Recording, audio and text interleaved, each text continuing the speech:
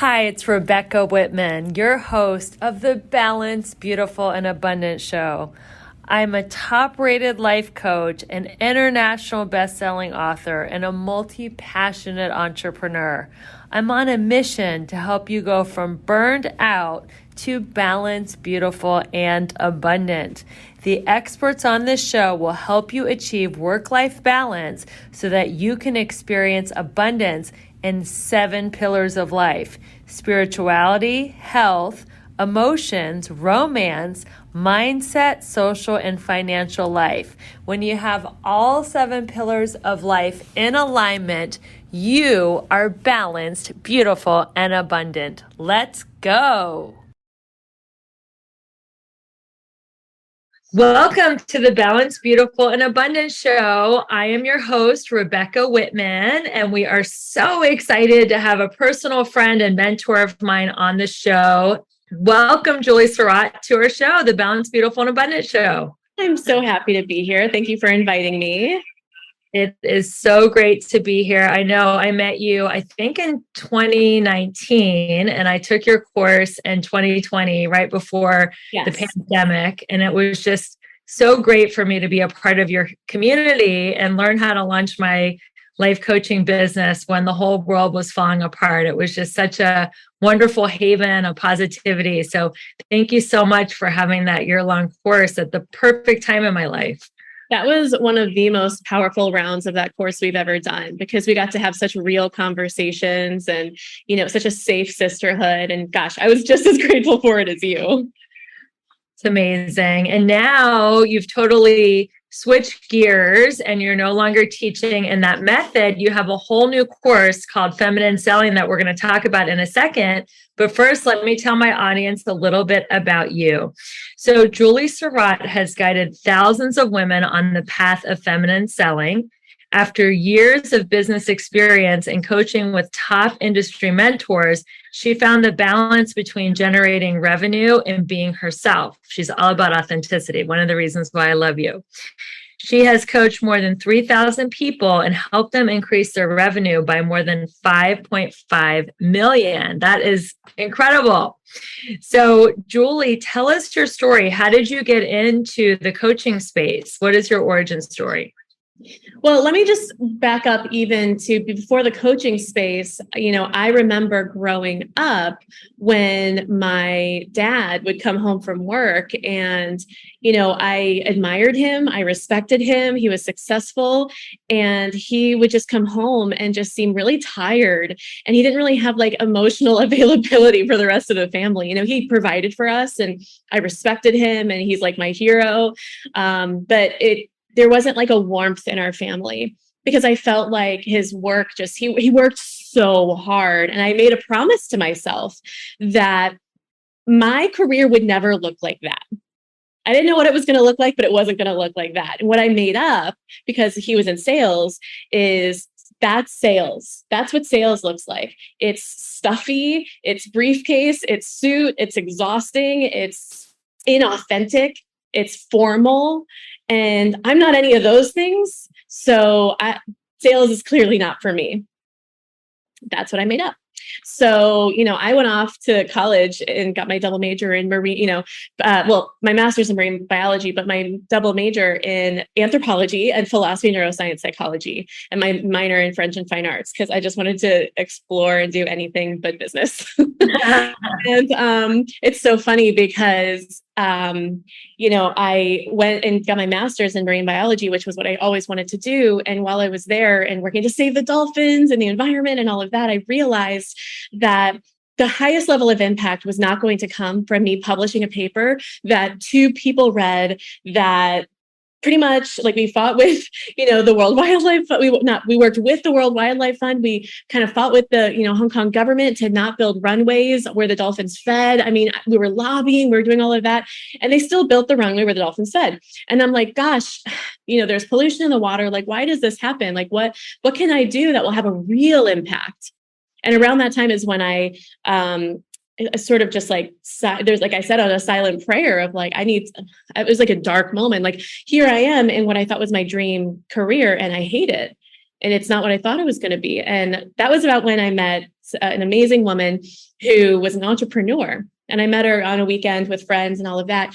And she had a coach and she was feminine and crazy successful. And I'm like, whoa, like there's a whole other world of possibility on how to do business and life. And like, that was my first example of I could be feminine and powerful and successful and authentic all at the same time.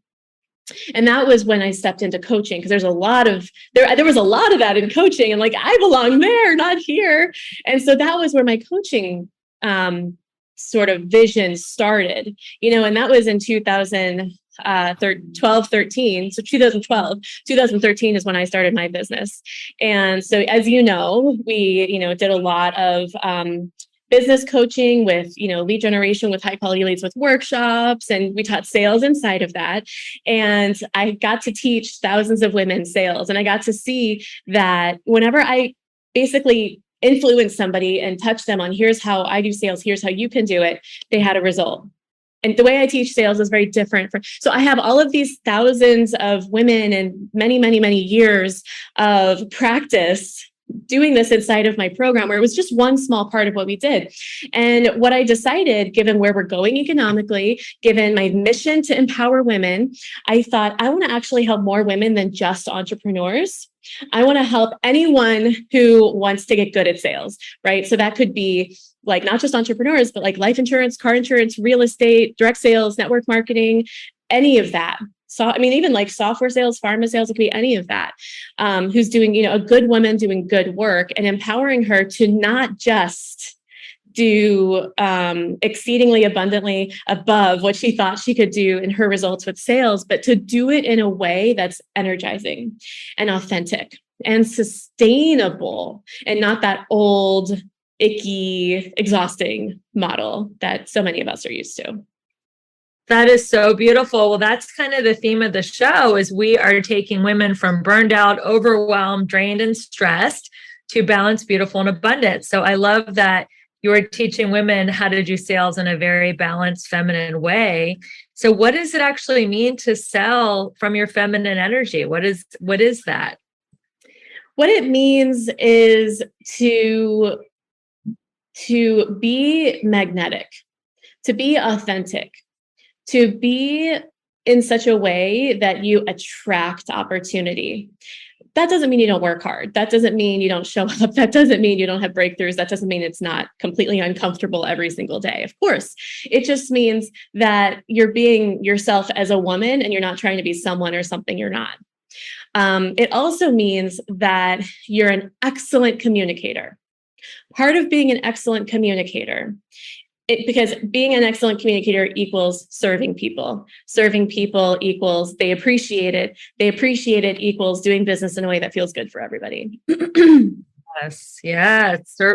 Sales is service. That's a new paradigm, because it used to be, salespeople aren't to be trusted. But if you're really coming from your feminine, you're wanting to actually serve. That is a great distinction. So why did you create this new method in selling? And were you always a feminine salesperson? You just didn't have it like systematized, or did you have to personally make a shift yourself from how you sold?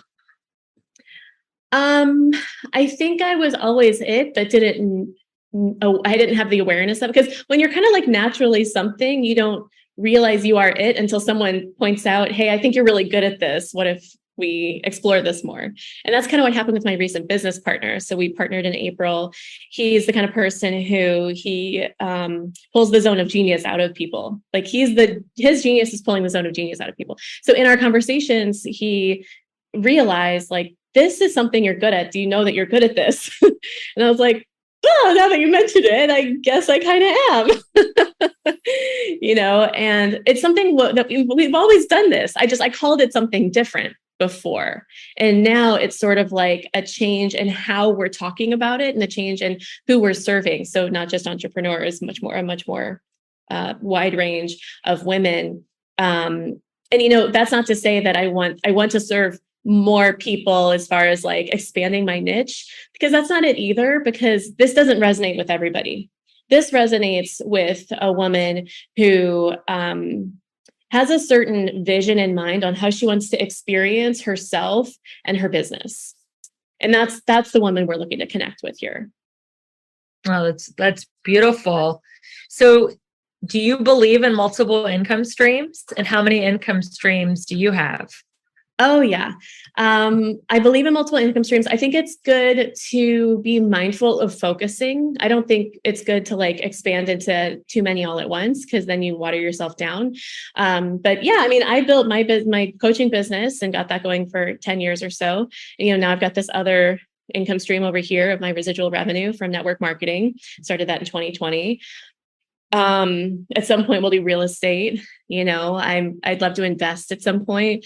I have crypto, but that's not like a huge amount of effort for me. That counts though. You got your foot in the pool, so to speak. Yeah, exactly. So completely. And I know for sure that you believe in multiple streams as well. Yeah. So how did you get involved in network marketing? Who presented it to you and what made you say yes? Well, that's an interesting story, because it's one of those sometimes you don't get presented with an opportunity until you ask, not just even like physically ask, but like spiritually. So it was February 2020. I was laying on my bed, just exhausted. And prior to that moment, I just accepted every month, at some point during the month, I am going to lay on my bed and be exhausted and be of no use to anybody for 4 days. And then at some point in February, I decided, this is not what I'm committed to. There must be another way. And the day after I sent out that silent prayer, I was talking to another girlfriend of mine, and she said, "How's it going? Well, I'm exhausted. Have you tried this product?"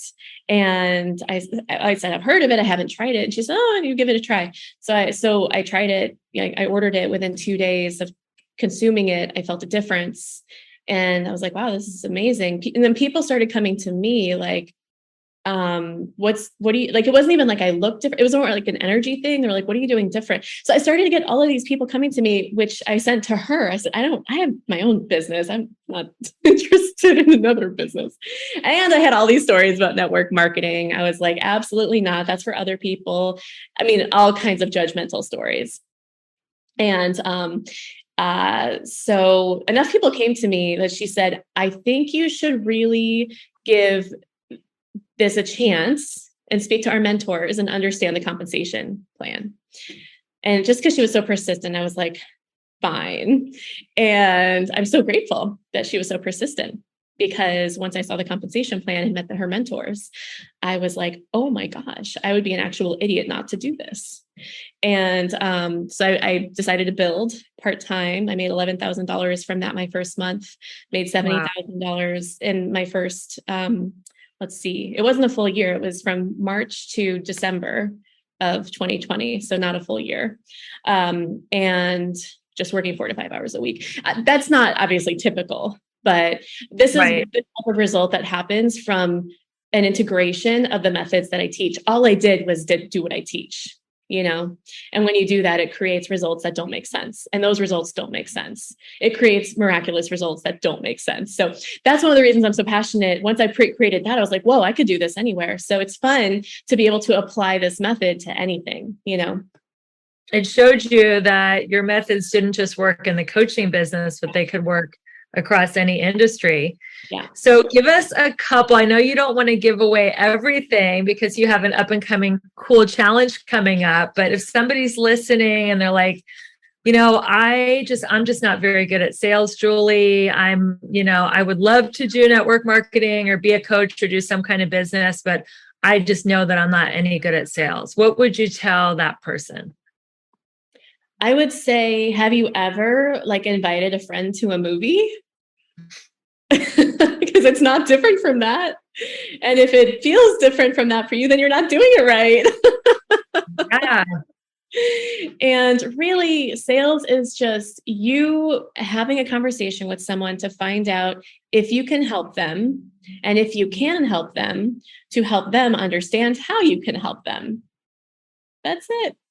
And I think where sales starts to feel icky is where people get into this convincing energy and they start to try to force this conversation on people who aren't interested in having it. So when you sell the feminine way, you're only talking to somebody who you know is interested in having the conversation with you.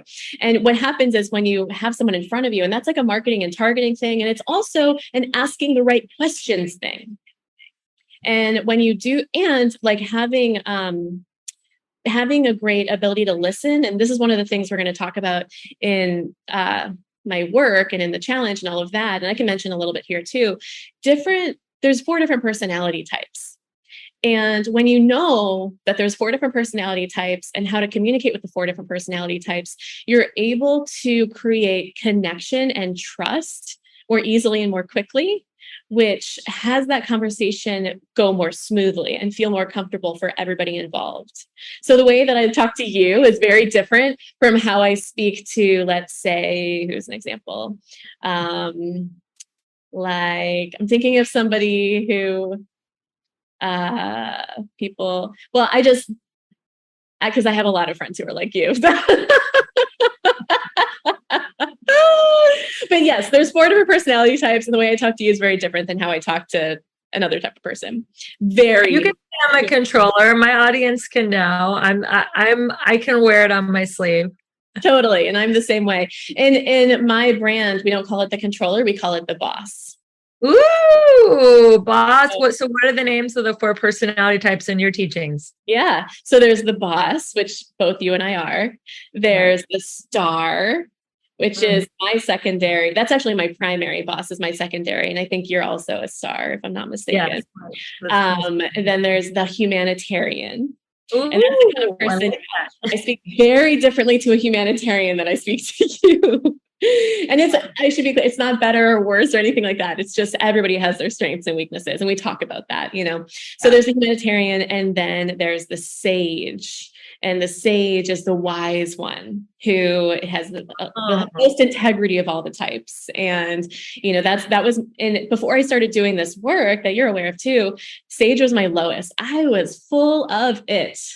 And I had this whole part of being a boss. You have this whole trail of dead bodies behind you, right? You're just the bulldozer to get to where you want to go. And right, we all have our strengths and weaknesses. And that's my favorite topic to talk about. But when you're like educated on the strengths and weaknesses and how they make decisions and how they feel safe, which is also very different, and how they need to feel heard and understood, these conversations, like your close rate, I worked with my friend Ashley, I worked with her sales girl. Her close rate went from 25% to 60% just by understanding this, which means you don't need as many leads. You don't need as much marketing dollars going towards getting those leads. It's just a more efficient way to do business, and it's more sustainable. It feels better. So, this is like my favorite thing in the world to talk about. So I'm just going to pause there and let you talk for a second. Yeah, that's acceptable. I definitely believe if you talk to everyone the same, you're talking to them wrong. That's right. And you have to look at what you're sharing from their perspective, and everybody wants to know what's in it for them. And I think that's a big lesson that I learned as a salesperson. Like, nobody wants to know what's in it for me. They want to know what's in it for them. Completely. And asking the right questions is really important, and listening really well. I know listening is one of your strengths and something that you really taught me in the program that I did with you, and just being an active listener and really caring about people and wanting them to get a result. So can you overcome objections in the feminine way, or is that too masculine? I love that question. Well, what's cool about this is you don't get as many objections. So the feminine method of selling, basically, generally speaking, unless the customer is not a good fit, in which case you shouldn't make an offer, which I also do, where I'm like, either I don't make an offer, or I refer them to somebody else. They'll start to convince themselves. And all I'm doing is holding space and being their biggest cheerleader. That's the majority of how I handle objections. Other times, there are certain types, for example, the humanitarian, they're the type of person who will invest in everybody else. They'll take care of their kids. They'll take care of the house. They'll take care of their guy. But what about them? They will not invest in themselves. So maybe their objection is, I can't afford it. And it's like, well, let's say, heaven forbid, something happened to your child and you needed, $5,000 for some kind of emergency medical thing, would you find it? Of course I would. Okay, so why aren't you treating your dream the same way with the same kind of urgency? Right. So it's like even your objections should be because like the boss personality type, I don't really get money objections as much as I get time objections. I'm doing all these things, and how can I fit this in with my life? Like then that's a different, right? And so you also get different objections. So it's really just understanding the person you're speaking with and speaking into them. Like again, you're their biggest cheerleader. You're speaking into their greatness. You're helping them. I also ask a question like, okay, so if the money weren't a part of this, because money is usually the biggest objection, if money weren't a part of this, would you want to do this? Yes or no? No? Okay, then we're done here. Yeah, then no, then we're done here. Loved meeting you. Love you. Bye. If the answer is yes, then got it. How do we think about this differently? How can we be resourceful? And that's where it's just coaching, and it's just communicating, and it's just supporting, right? It's not handling an objection as much as taking care of another human. I love that. Asking them if they really see the value of it. Like if this was free, would you even want to do it? And if they say no, then they're not your ideal client. And we're looking for people who are open-minded and open-hearted. And if not open-minded and open-hearted, then you can be the best feminine person in the world, and they're not going to be interested because they're just not open-minded and open-hearted. So how do we attract open-minded and open-hearted people? Yeah. That's getting obviously more into like a marketing conversation, right. But I'll say even more fundamental than, tactics and strategies is, how do we show up every day? What's our intention? Are we proud of ourselves? Are we aware of any inner dialogues we're having that could get in the way of us showing up to our fullest and best? I did a post the other day about the fact that, the bad news is you're walking around with a neon sign on your forehead, sharing all of your transparent thoughts about everything with everyone. The good news is you're wearing a neon sign on your forehead, transparently sharing all your thoughts about everything with everyone. And I think that's a good thing because I believe in authenticity. I believe in transparency. Right. So, and I'm fine with sharing what I'm about to say publicly because I am an authentic, transparent person. I still get nervous for stuff like this. This morning I woke up and, we talked about this last night, or like super last minute, but that's the kind of person you are like, ooh, you're doing this challenge. Let me help you in less than 12 hours. And I love that about you. And I'm like, always a yes to that and always a yes to you. And, and so I woke up this morning feeling a little bit like, I feel kind of unprepared. Does Rebecca have what she needs? Do I have what I need? Like, so there's some of that. And then there's also like, gosh, this is like a brand new thing that I'm talking about. Am I going to do a good job? Like, right. These are the inner dialogue thoughts I had. And the way that it was manifesting for me, given my boss personality, is it manifests as this like getting short and frustrated and angry and mad at people. Right. So like a friend of mine wants to do a photo shoot later for a thing we're doing in December. And I was like feeling pressure from her, like, you're pressuring me to do, I have so much going on in this interview. And I'm like, hold on. This is not about her. This is not about the photo shoot. This is about, I am just nervous and scared for this opportunity with Rebecca. I'm just like nervous to go live. That's it. Right. And so I share this because one of the reasons I think why people are attracted to me is because I'm willing to talk openly like this. So I'm modeling and I'm exemplifying authenticity, vulnerability, a way of being where, it shows you that you can be vulnerable and powerful at the same time. And I really believe in, that's called being transformational. And I'm a stand for transformation in the world. So I think the more of us can just stop with the act, take off the mask, be real. We're all humans. We're all doing our best. We all have our moments. Let's just be honest with each other about it. And that's where you start to be magnetic, when it comes to marketing and leads and sales. And beyond like the strategies and tactics, I think that's like the best advice I could give somebody. That is wonderful advice. And yes, it was last minute. I had a last minute speaker reschedule, and thank you for jumping in at the last minute. I appreciate your willingness to say yes. And I'm so excited to connect with you on this live platform, and you're doing a great job. So I know you've coached over 3,000 women and helped them reach their business goals. You've also been a transformational coach in a leadership program that we both did. What are some of the I would say top 3 limiting beliefs that women have about themselves, and how can they reframe them? Like for me, one of my biggest limiting beliefs is I'm not enough. So I reframed it as I am enough, I have enough, I am willing to set myself free. So what are some of the other limiting beliefs that you've seen are coming up in the thousands of people you coach, and how can they help them overcome them? How can you help them? Well, you already named one of the biggest ones, which is I'm bad at sales.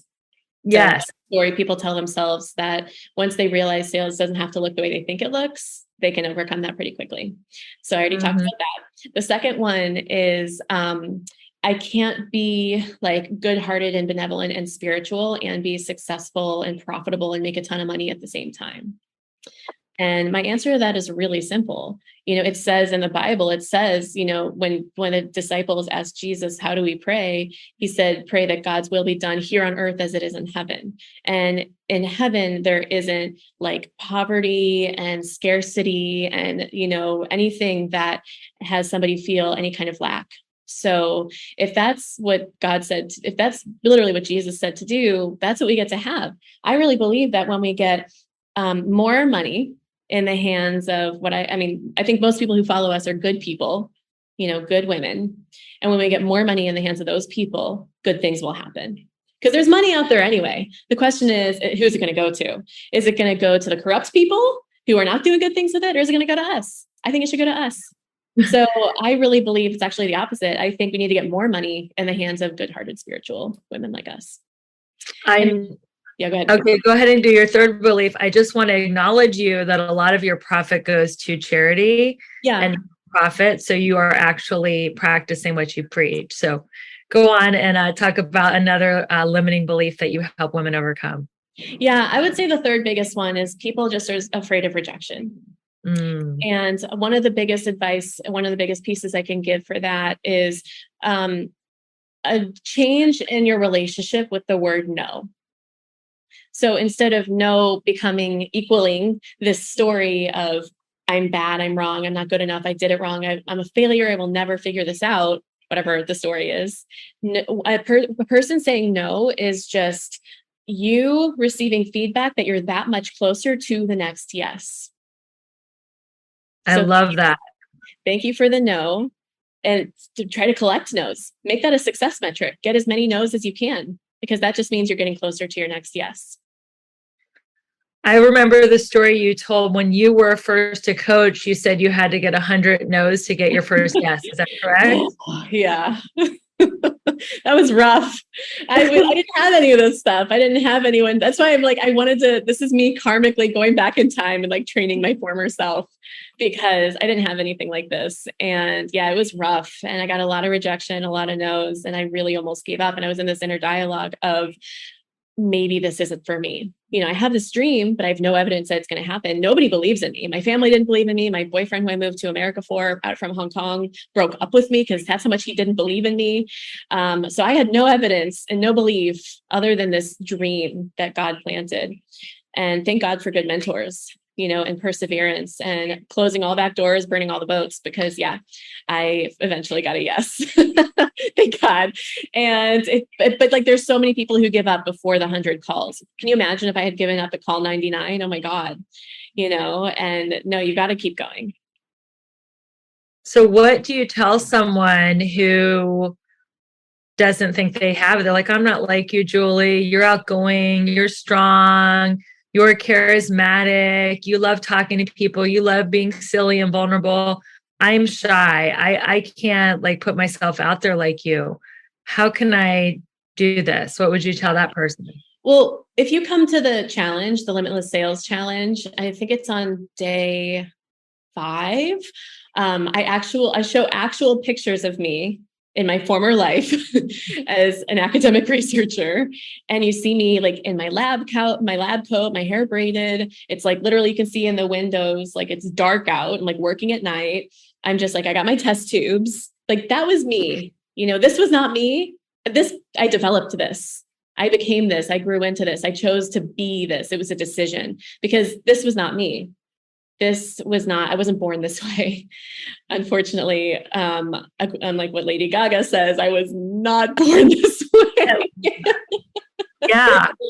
Yeah, this was a decision, and you have to start somewhere. And even bigger than that, everybody is different. Everybody has their zone of genius. Everybody has their special, beautiful way of doing things, just thinking about our friend Leslie, she's a great example. She's like the opposite of me in her personality type. She's like more of a sage, and she's very quiet, and she's the kind of person who like takes in the room. She's a big listener. She's never the person you won't even find her on social media. She's like very much in the behind the scenes, but she is just as powerful and effective as anyone out there. But her style is nothing like mine. And she's just as powerful as me, and more powerful in some ways, in certain ways where I'm weak, she's very strong. And her style is completely different. It's like unrecognizable, right? Or like my other friend, Kath, who is the one who she's one of my best friends. And she's the one who I met in Hong Kong, who was the entrepreneur. She's in South Africa now, but she's more of like a humanitarian, very soft, very quiet, like just beautiful, feminine, quiet, unassuming, but like fiercely powerful, multi-million dollar fashion brand, and she just does it in her way. So I think it's up to people to practice and find their way and what's authentic for them, which it takes practice. You try on a jacket, doesn't fit, put another one on, and keep going until you find your voice. I love it. I like to call that self by process of elimination. That's good. Different ways of being, and you see what works. So yeah. I am really excited about this challenge that is coming up. Can you tell us what is the challenge about, and how can people find the challenge? This is the first time I'm talking about it. I'm actually doing a live later this afternoon to talk more about it, but I'm like literally like full body chills, going to jump out of my seat. So excited to tell people about this. Finally been working on it since April. Oh my God. Poured my literal blood, sweat, and tears into this thing. Like, Rebecca, what you experienced in the program with me that you paid for, this is like 10 times that, and it's free. Oh my God. I can't wait. Wait. Yeah, like the amount of like intention and effort and time and love and thought I've put into this is insane. So the Limitless Sales Challenge is for women who want to really recession-proof themselves by learning to sell the feminine way, which means avoiding burnout, learning the sustainable way, just like we've talked about this whole time. It's everything we've talked about this whole time, but it's like day one, what are your inner dialogues? It's shared some of mine earlier. Like get in relationship with your inner dialogues, because right now they're running the show and you might not even realize it, right? We're going to talk about who are you selling to? We're going to identify your avatar. We're talking about, how to handle objections. I actually have a whole unit on that. We're talking about my actual cultivate method. So I have a whole day on that, which is what you learned in the program with me, which is like my actual, it's an acronym. And the reason I created it to be that is because I believe in cultivating relationships, but it's an acronym, and it's sort of like a script that if you understand the intention of each line and how to go through it, and like how to take a person through whatever it is you sell, it doesn't matter. It's applicable for any product. Then you get to the point where they're ready to buy, they're convincing themselves. And it's sort of like what I said, you don't really have to deal with objections, right? Just as an example, this is some of the stuff we're doing, and it's all free. So I'm so excited. And it's actually 2 hours a day, because I'm doing an hour of teaching. Although, to be honest, that might be kind of like a star thing for me to say, like stars sort of don't have the best relationship with time always. Like I might have like 90 minutes of content, this is a brand new thing. I haven't like practiced it or refined it yet. So anyway, an hour-ish, maybe longer, of content. And then another hour of Q&A for everybody. No VIP, blah, blah. It's for everybody. An hour so 2+ hours every single day of like content plus Q&A. So it's like just such a big give, and I'm so excited to offer it. When is the challenge? November 14th. So yes, so we go live on Monday, November 14th at 11 Pacific. And there's replays and all that, of course, if the time doesn't work. But yeah, that's the day. That's the time. Okay. And we're going to have a link in the show notes. So make sure you go to the show notes to get into this free challenge. And what if they hear this podcast after the challenge? How can people keep in touch with you or find out more about the feminine selling method? Yeah, I would say, follow me and get notifications because I'm going to be doing a lot of stuff like this in the future. So that's the first thing. The second thing is you can always send me a DM. I'm very accessible. And, if there's something like I actually am building my Christmas and New Year's sale right now as well. So there's a whole pipeline of fun things coming. So just, follow me and you'll be able to get in the flow of like all the new awesome things we're offering. All right. And what is your Instagram and where can people find you online? It's just Julie Serot. No space, no underscore, any of that. Just JulieSerot on Instagram, on Facebook. Awesome. Well, thank you so much for being on the Balanced, Beautiful, and Abundant show. We're so excited to see this challenge. I know I'm going to be signing up and learning this, and so excited to see this rebranding and relaunching. And I think it takes so much courage and humility to rebrand yourself when you've presented yourself to the community in one way for 10 years and to take a different direction. I just think you're such an example of rebranding. But you know who else did it, who we both look up to, is Madonna. That's true. She rebranded and reinvented herself so many different ways. And that's why she is so timeless, because she changed as she evolved, her music evolved and her image evolved. And so I just got to give you a high five for this relaunching and rebranding of your business. I'm so excited to see it and be a part of it.